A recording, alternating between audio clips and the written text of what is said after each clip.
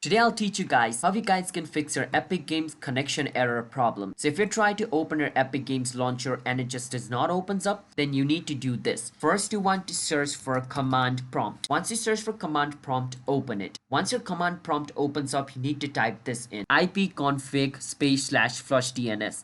Whatever I have written over here, type this on command prompt and press enter. Once you press enter, you need to type this thing now: netish winsock reset. Once you type this in, press enter as well. Once you do that, it is going to show you this. Now once you do this, what you need to do is just press exit, exit, exit. Once you do that, your command prompt will close.